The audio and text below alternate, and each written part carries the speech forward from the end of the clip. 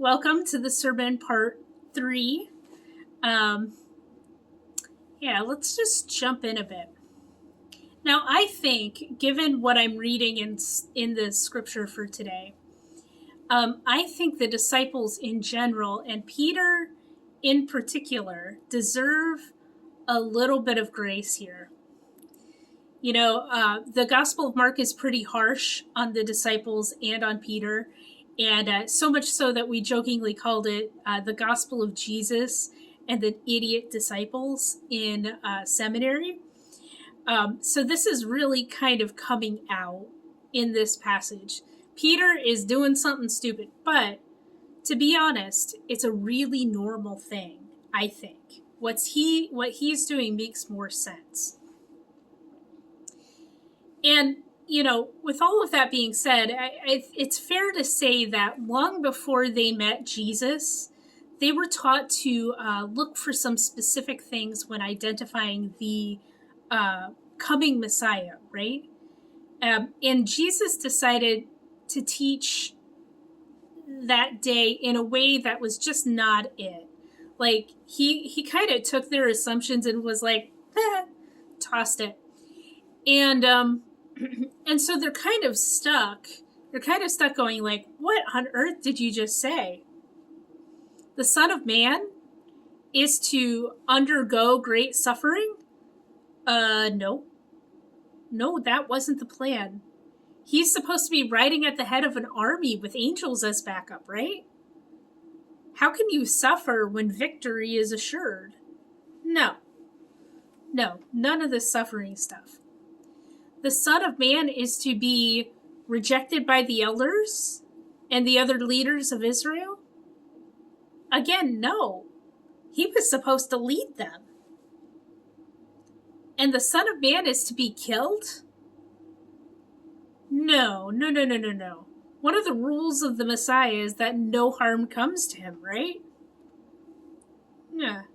This is their way of thinking here.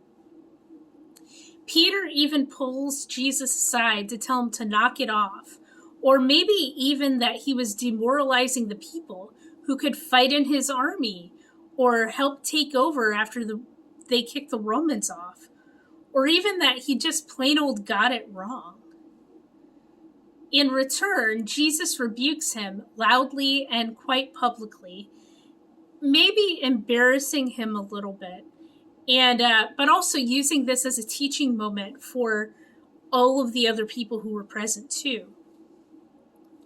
It turns out that the terms of the covenant Peter and many of the followers of Jesus had thought was going on wasn't really completely accurate. Jesus' goal is not necessarily political power and cultural purity in the way that they understood it, but something else entirely, something disruptive, something uncomfortable. Where the disciples and his followers would have expected glory, they are called to service. Where Jesus' followers expected lives of power and self-determination and like all of those really good things, right? They're actually called to death. This was not the Messiah that they signed on for, and they would have been confused as Jesus explained the kind of life he was calling them to was different. It's hard to imagine a life where death has no sting if when you live in a society where you're stinging daily from the violence of Roman occupation, from exploitation, or from just straight up deprivation and starvation. The only life that didn't have any sting, as far as they would have known at the time, was a life of riches, a life of power, a life of glory. The lives of the rich and famous, right? The kings and queens and consuls and all of that.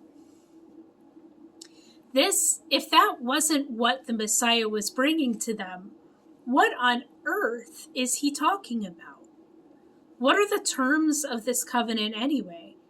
Didn't Abraham at least get a bunch of kids out of this covenant deal? Can't we get something reliably good? So I leave you on this third question. Have you ever made the decision to leave a covenant? What made you stay, or what made you go? Have you ever made the decision to leave a covenant? And then what made you stay, or what made you go? Happy discussing.